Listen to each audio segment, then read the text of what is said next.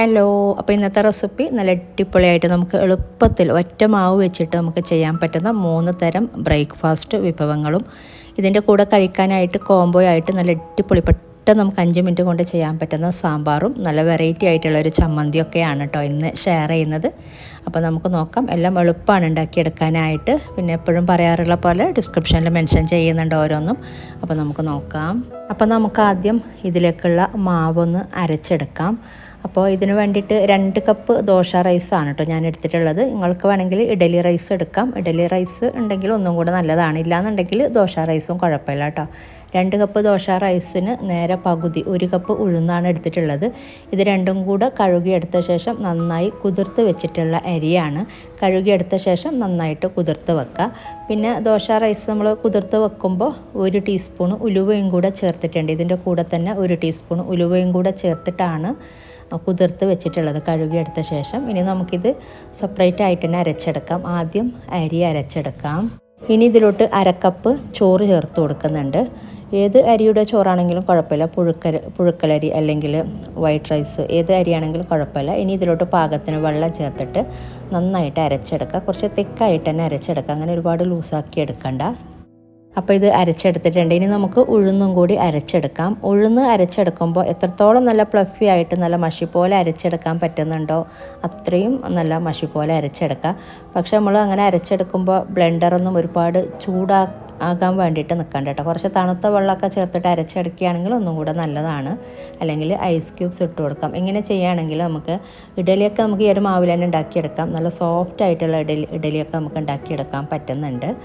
അപ്പോൾ ഇതിലോട്ട് ഇനി പാകത്തിന് വെള്ളം ചേർത്തിട്ട് നമുക്കിതൊന്ന് അരച്ചെടുക്കാം നന്നായിട്ട് തന്നെ. ഉപ്പ് പിന്നീട് ചേർത്ത് കൊടുക്കാം. ഉപ്പ് ചേർത്തിട്ടില്ല.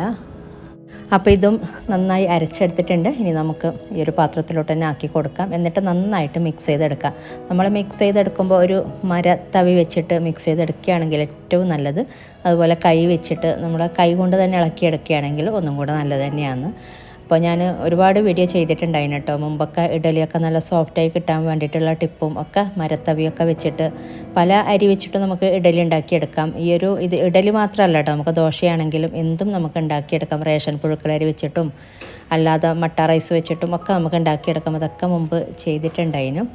ഇതിപ്പോൾ നന്നായി മിക്സ് ചെയ്തെടുത്തിട്ടുണ്ട്. ഇനി ഇതിലോട്ട് നമ്മൾ ഉപ്പ് ചേർത്തിട്ടില്ലല്ലോ. അതുപോലെ ഞാനൊരു ഇച്ചിരി ബേക്കിംഗ് സോഡയും കൂടെ ചേർക്കുന്നുണ്ട്. നിങ്ങൾക്ക് വേണ്ടെന്നുണ്ടെങ്കിൽ ഒഴിവാക്കാം. ഒരു 1/4 ടീസ്പൂൺ അല്ലെങ്കിൽ ഒരു 1/2 ടീസ്പൂണ് ബേക്കിംഗ് സോഡ ചേർത്ത് കൊടുക്കുന്നുണ്ട്. പിന്നെ പാകത്തിനുള്ള ഉപ്പും കൂടെ ചേർത്ത് കൊടുക്കാം. ഉപ്പ് കുറേ പേരൊക്കെ പിന്നീട് നമ്മൾ ഉണ്ടാക്കിയെടുക്കാൻ നേരത്തെ ഇത് ഫെർമെൻ്റായി വന്ന ശേഷമാണ് ഉപ്പ് ചേർത്ത് കൊടുക്കാറുള്ളത്. ഞാൻ ഒന്നിച്ച് തന്നെ ചേർക്കാറുണ്ട്. അപ്പോൾ ഉപ്പും കൂടെ ചേർത്തിട്ടുണ്ട്. എന്നിട്ട് നന്നായി മിക്സ് ചെയ്തിട്ട് നമുക്കിത് രാത്രി അരച്ച് വെച്ചാൽ നമ്മൾ രാവിലെയൊക്കെ അല്ല ഉണ്ടാക്കിയെടുക്കുന്നത്. ഒരു രാത്രി ഫുള്ള് അരച്ച് വെക്കാം. മൂടി വെച്ചിട്ട് 6 മണിക്കൂർ അല്ലെങ്കിൽ ഒരു 7 മണിക്കൂറൊക്കെ ഇത് മൂടി വെച്ചിട്ട് മാറ്റി വെക്കാം. നല്ലൊരു ചൂടുള്ള ക്ലൈമറ്റ് ആണെങ്കിൽ നമുക്ക് ചൂടുള്ള സ്ഥലത്തൊക്കെ വെക്കുകയാണെങ്കിൽ അല്ലെങ്കിൽ ഓവനൊന്ന് ചൂടാക്കിയിട്ട് അതിൻ്റെ അകത്തോ അല്ലെങ്കിൽ ചൂടുവെള്ളത്തിൻ്റെ മുകളിലായിട്ട് വെക്കുകയൊക്കെ ആണെങ്കിൽ നമുക്ക് പെട്ടെന്ന് ചൂടുവെള്ളത്തിൽ ഡിപ്പ് ചെയ്തിട്ടല്ല പാത്രത്തിൻ്റെ ജസ്റ്റ് മുകളിലായിട്ട്. അപ്പോൾ അങ്ങനെയൊക്കെ വെക്കുകയാണെങ്കിൽ നമുക്ക് നല്ല ഫെർമെൻ്റായിട്ട് ഇത് പൊങ്ങി കിട്ടാറുണ്ട്. പിന്നെ അതുപോലെ നിങ്ങൾക്ക് പെട്ടെന്ന് 1/2 മണിക്കൂറൊക്കെ കൊണ്ട് വേണമെന്നുണ്ടെങ്കിൽ ഈസ്റ്റ് ചേർത്ത് കൊടുത്താൽ മതി. അരച്ചെടുക്കുമ്പോൾ 1/2 ടീസ്പൂണ് ഈസ്റ്റ് 1/2 ടീസ്പൂൺ അല്ലെങ്കിൽ 1 ടീസ്പൂണൊക്കെ ഈസ്റ്റ് ചേർത്ത് കൊടുക്കുക. അപ്പോൾ നമുക്ക് നല്ല പെട്ടെന്ന് തന്നെ നമുക്ക് ഫെർമെൻ്റായി കിട്ടുന്നുണ്ട്. അപ്പോൾ ഇത് നമുക്കിനി മൂടി വെച്ചിട്ട് മാറ്റി വെക്കാം. അപ്പോൾ ഇതൊരു 7 മണിക്കൂറോളം മാറ്റി വെച്ചിട്ടുണ്ടായിരുന്നു. ഇപ്പോൾ നന്നായിട്ട് പൊങ്ങി വന്നിട്ടുണ്ട്. കണ്ടില്ല, നല്ല ഫെർമെൻ്റായി വന്നിട്ടുണ്ട്. ഇനി നമുക്കിതിൽ ഇഡലി ഉണ്ടാക്കിയെടുക്കാം. ഇഡലി ഉണ്ടാക്കിയെടുക്കുമ്പോൾ നല്ല സോഫ്റ്റായിട്ട് തന്നെ നമുക്ക് നല്ല ഇഡലി ഉണ്ടാക്കിയെടുക്കാൻ പറ്റുന്നുണ്ട്. നമ്മൾ സാധാ ചെയ്യുന്ന പോലെ ചെയ്താൽ മതി, ചുട്ടെടുത്താൽ മതി. അപ്പോൾ ഇഡലി ഉണ്ടാക്കിയെടുക്കുന്നത് ഞാനിപ്പോൾ കാണിക്കുന്നില്ല. അപ്പോൾ ഇതിൽ നമുക്ക് നെയ് റോസ്റ്റ് അതുപോലെ നെയ് റോസ്റ്റ് ഉണ്ടാക്കിയെടുക്കുന്നതാണ് കാണിക്കുന്നത്. മസാല ദോശ അങ്ങനത്തെ ദോശയൊക്കെ ഉണ്ടാക്കിയെടുക്കുമ്പോൾ നല്ല ക്രിസ്പി ആയിട്ട് നമുക്ക് ഉണ്ടാക്കിയെടുക്കാൻ പറ്റുന്നുണ്ട്, നമ്മൾ ഹോട്ടലിൽ നിന്നൊക്കെ കഴിക്കുന്ന പോലെ. ഇനി ഒരുപാട് നേരം മിക്സ് ചെയ്തെടുക്കേണ്ട ഈ ഒരു സമയത്തൊന്നും. ഇനി നമുക്കിത് ഉണ്ടാക്കിയെടുക്കാനായിട്ട് ഒരു തവ ചൂടായ ശേഷം ഫ്ലെയിം നല്ലോണം കുറച്ച് ചൂടായ ശേഷം ഒരു മീഡിയം ഫ്ലെയിമിലോട്ട് ആക്കുക. എന്നിട്ട് ഇതുപോലെ നമ്മൾ മാവ് ഇതുപോലെ ഇങ്ങനെ നിരത്തി കൊടുത്ത ശേഷം ഫ്ലെയിം നല്ലോണം കുറക്കാം കേട്ടോ. നമ്മളാദ്യം ചുട്ടെടുക്കുന്ന സമയത്ത് എണ്ണയൊന്നും ഒരുപാട് സ്പ്രെഡ് ചെയ്ത് കൊടുക്കണ്ട. അങ്ങനെ എണ്ണ അല്ലെങ്കിൽ നെയ്യൊക്കെ ആദ്യം ഇട്ട് കൊടുക്കുകയാണെങ്കിൽ നമുക്ക് നന്നായിട്ട് നിരത്തിയെടുക്കാൻ പറ്റുമല്ലോ ഇതുപോലെ തിന്നായിട്ട്. ഈ ഒരു സമയത്ത് ഇതിൻ്റെ മുകളിലോട്ട് നെയ്യ് ഇട്ട് കൊടുത്താൽ മതി. ഫ്ലെയിം നല്ലോണം കുറക്കാം. ഞാൻ ആദ്യം പറഞ്ഞ പോലെ നമ്മൾ മാവ് ഇട്ട് കൊടുത്ത ശേഷം ചുട്ടെടുത്ത ശേഷം ഫ്ലെയിം ഒന്ന് കുറക്കാം കേട്ടോ, അല്ലെങ്കിൽ ഓവറായിട്ട് കുക്കായി പോകും. അപ്പോൾ ഇങ്ങനെ ചെയ്യുമ്പോൾ നമുക്ക് ഇതിൻ്റെ മുകളിലോട്ട് ഒരു ഇച്ചിരി സവാള അരിഞ്ഞത് ഇട്ട് കൊടുക്കുന്നുണ്ട്, ഓപ്ഷണലാണ്. അതുപോലെ ഒരു ഇച്ചിരി മല്ലിയില അരിഞ്ഞതും കൂടെ ഇട്ട് കൊടുത്തിട്ടുണ്ട്. അപ്പോൾ നല്ല അടിപൊളിയായിട്ട് നമുക്ക് ഇതുപോലെ നല്ല ചൂടോടെ കഴിക്കുകയാണെങ്കിൽ നമുക്ക് ഹോട്ടലിൽ നിന്നൊക്കെ കഴിക്കുന്ന ആ ഒരു ഫീൽ തന്നെ കിട്ടുന്നുണ്ട്. അത്രയും നല്ല ക്രിസ്പി ആയിട്ട് ഇങ്ങനെ നെയ് റോസ്റ്റ് ഉണ്ടാക്കിയെടുക്കുകയാണെങ്കിലും മസാല ദോശ ഉണ്ടാക്കിയെടുക്കുകയാണെങ്കിലൊക്കെ ഇതിപ്പോൾ ആയിട്ടുണ്ട്. ഇത് നമുക്ക് മാറ്റാം. ഇതുപോലെ ചുട്ടെടുത്താൽ മതി ഓരോന്നും. ഇനി നമ്മളിത് മാവിനിട്ട് കൊടുക്കുമ്പോൾ ഇതിലോട്ട് ഫ്ലെയിം നല്ലോണം കുറക്കാട്ടോ. ഓവർ കുക്കായിട്ടുണ്ടെങ്കിൽ മാവിട്ട് കൊടുക്കുമ്പോൾ നമുക്ക് നന്നായിട്ട് നിരത്തി കൊടുക്കാൻ പറ്റില്ല. അതുപോലെ ഇതിൽ നെയ്യിൻ്റെ ഇതൊക്കെ ഉണ്ടെങ്കിൽ ഒന്ന് തുടച്ച് കൊടുത്തിട്ട് വേണം നമ്മൾ മാവിട്ട് കൊടുക്കാനായിട്ട്. അപ്പോൾ ഇത് മാറ്റാം. അപ്പോൾ ഇതുപോലെ ഓരോന്നും ചുട്ടെടുത്താൽ മതി. ഇനി നേരത്തെ പറഞ്ഞ പോലെ ഈ ഒരു തവ ജസ്റ്റ് ഒന്ന് തുടച്ചിട്ട് വേണം, നെയ്യിൻ്റെ ഇതൊക്കെ ഉണ്ടെങ്കിൽ ഒന്ന് തുടച്ചിട്ട് നമ്മൾ ഇതുപോലെ ദോശ ഉണ്ടാക്കുകയാണെങ്കിൽ നല്ല തിന്നായിട്ടുള്ള നമുക്ക് ദോശ ഉണ്ടാക്കിയെടുക്കാൻ പറ്റും. അതുപോലെ ഫ്ലെയിം എപ്പോഴും അഡ്ജസ്റ്റ് ചെയ്യാം കേട്ടോ. ഫ്ലെയിം കൂടുന്നുണ്ടെന്നുണ്ടെങ്കിൽ ഫ്ലെയിം കുറക്കാം. ഇനി നമുക്ക് വേറൊരു രീതിയിലുള്ള തട്ടുദോശ ഉണ്ടാക്കിയെടുക്കാം. അപ്പോൾ അതിന് വേണ്ടിയിട്ട് നമുക്ക് സെയിം മാവ് തന്നെ ഈ ഒരു രീതിയിലൊന്ന് ഒഴിച്ചു കൊടുത്താൽ മതി. മാവ് അങ്ങനെ നിരത്തി കൊടുക്കുകയൊന്നും വേണ്ട, ജസ്റ്റ് ഇതുപോലെ ഒഴിച്ചു കൊടുത്തിട്ട് നല്ല ഹൈ ഫ്ലെയിമിൽ തന്നെ വെക്കുക ഒഴിച്ചു കൊടുക്കുമ്പോൾ. എന്നിട്ട് ഫ്ലെയിം നല്ലോണം കുറച്ചിട്ട് മൂടി വെച്ചിട്ട് വേവിച്ചെടുക്കുക. അപ്പോൾ ഇതുപോലെ ചെറുതായിട്ട് ഹോൾസൊക്കെ വരാൻ തുടങ്ങുമ്പോൾ മൂടി വെച്ചിട്ട് വേവിച്ചെടുത്താൽ മതി. ഈ ഒരു സമയത്തൊക്കെ ഫ്ലെയിം കുറച്ച് വെക്കുക. അപ്പോൾ ഇതായിട്ടുണ്ട്. അപ്പോൾ ഇത് നമുക്ക് മാറ്റാം. അപ്പോൾ ഇതിലോട്ടും ഒരു ഇച്ചിരി നെയ്യ് സ്പ്രെഡ് ചെയ്ത് കൊടുക്കുന്നുണ്ട്, ഓപ്ഷണലാണ്. നെയ്യ് ഒരിച്ചിരി ആഡാക്കി കൊടുക്കുന്നുണ്ട്. അതുപോലെ കുറച്ച് ചെറുതായിട്ട് അരിഞ്ഞ് വെച്ച സവാള, പിന്നെ കുറച്ച് മല്ലിയില അരിഞ്ഞത്, ഒരുപാടൊന്നും വേണ്ട, കുറച്ച് മാത്രം മതി. ഇതുപോലെ മുകളിലോട്ട് ഇട്ട് കൊടുക്കുക. അപ്പോൾ ഈ ഒരു രീതിയിൽ ചെയ്തെടുക്കാം. ഇങ്ങനെ ചെയ്യുമ്പോൾ ഒന്നും കൂടി ടേസ്റ്റ് കൂടുതലാണ്. ഇത് നമുക്ക് മാറ്റാം. ഈ ഒരു രീതിയിലും നമുക്ക് ഉണ്ടാക്കിയെടുക്കാം കേട്ടോ. അപ്പോൾ ഇനി നമുക്ക് വേറൊരു രീതിയിൽ സെയിം മാവ് വെച്ചിട്ട് തന്നെ നമുക്ക് പണിയാരം കൂടി ഉണ്ടാക്കിയെടുക്കാം. അപ്പോൾ ഇതുപോലുള്ള ഉണ്ണിയപ്പച്ചട്ടി നല്ല ചൂടായി വരുമ്പോഴേക്കും എണ്ണ ഇതുപോലെ ഒഴിച്ചു കൊടുക്കുക. ഏകദേശം കുഴിക്കകത്ത് പകുതിയേക്കാൾ കൂടുതൽ, പകുതി എന്തായാലും എണ്ണ ഒഴിച്ചു കൊടുക്കുക കേട്ടോ. എന്നിട്ട് ഇതിലോട്ട് നമ്മൾ മാവ് ഇതുപോലെ ഒഴിച്ചു കൊടുക്കുകയാണ് ചെയ്യുന്നത്. എല്ലാ കുഴിക്കകത്തും ഒരു ഫ്ലെയിം ഒന്ന് നല്ലോണം കുറച്ച് വെച്ചിട്ട് മാവ് ഒഴിച്ചു കൊടുക്കുക. എന്നിട്ട് നമുക്കിത് വേവിച്ചെടുക്കാം കേട്ടോ. ഈ ഒരു രീതിയിൽ നമുക്ക് ഉണ്ടാക്കിയെടുക്കാം. ഇതും നല്ല ടേസ്റ്റാണ്. അപ്പോൾ ഇതുപോലെ മൂടി വെച്ചിട്ട് മുകൾ ഭാഗം ചെറുതായിട്ടൊന്ന് കുക്കായി വരുമ്പോൾ ഫ്ലെയിം നേരത്തെ പറഞ്ഞ പോലെ കുറച്ച് വെച്ചിട്ട് വേണം ഉണ്ടാക്കിയെടുക്കാനായിട്ട്.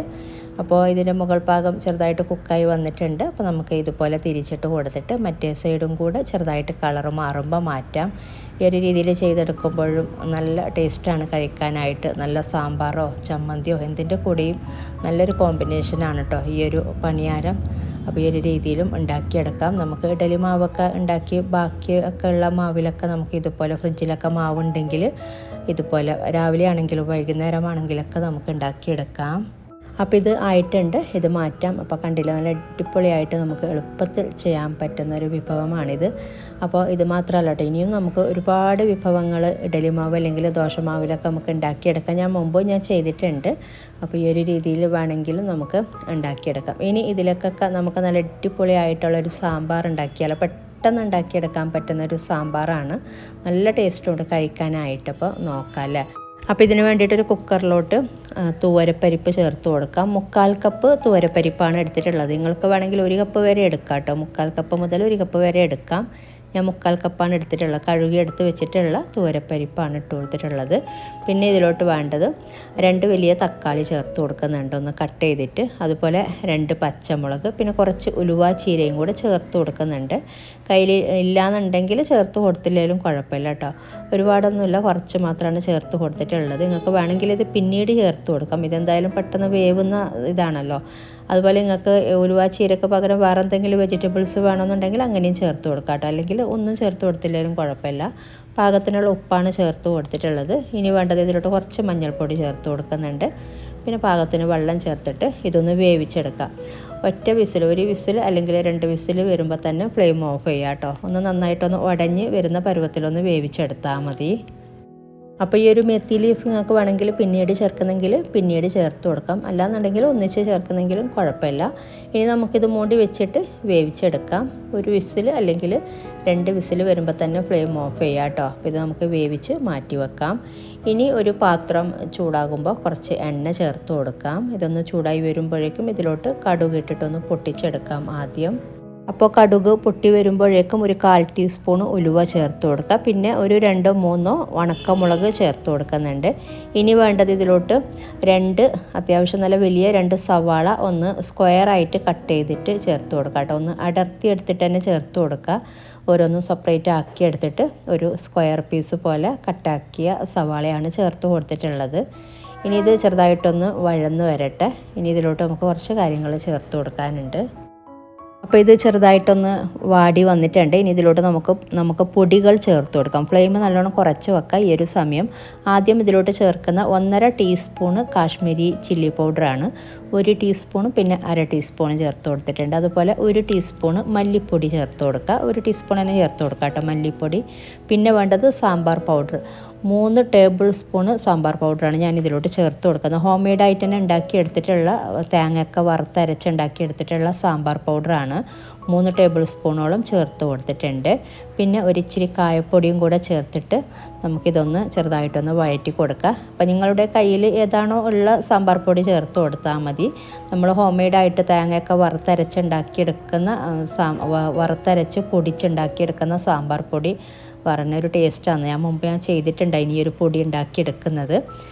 അപ്പോൾ ഇനി ഇതിലോട്ട് വേണ്ടത് പുളിവെള്ളം, 1 നാരങ്ങ വലിപ്പത്തിലുള്ള പുളി ഒന്ന് കുറച്ച് നേരം കുതിർത്ത് വെച്ചിട്ടുള്ള ഇതാണ് കേട്ടോ ചേർത്ത് കൊടുത്തിട്ടുള്ള.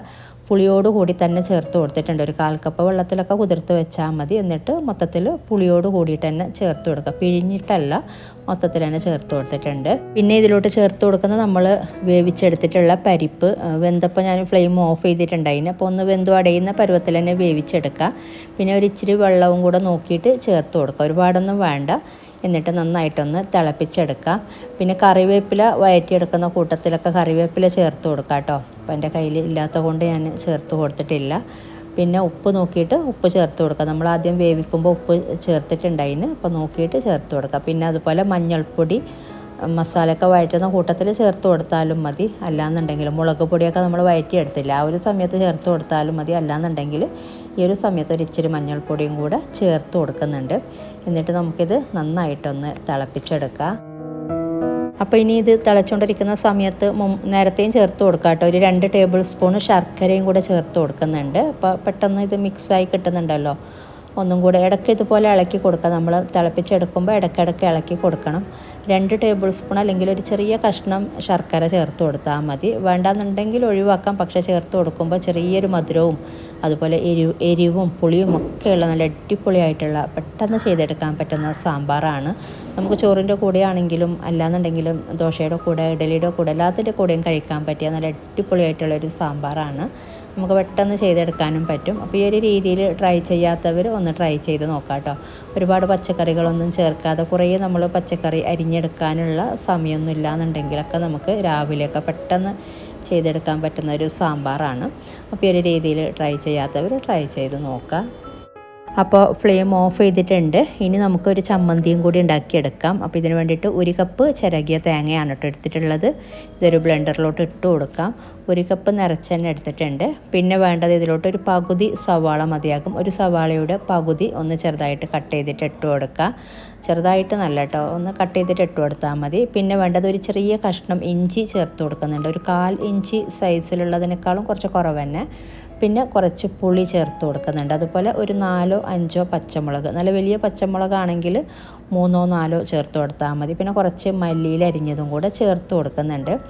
ഒരു 1/4 കപ്പ് അല്ലെങ്കിൽ 1/2 കപ്പിൻ്റെ അടുത്തൊക്കെ ചേർത്ത് കൊടുത്താൽ മതി. ഇനി വേണ്ടത് പാകത്തിനുള്ള ഉപ്പ് ചേർത്ത് കൊടുക്കുക. അതുപോലെ കുറച്ച് വെള്ളം ചേർത്തിട്ട് ഇത് നല്ല നൈസായിട്ട് നല്ല ഫൈനായിട്ട് തന്നെ ഒന്ന് അരച്ചെടുക്കുക.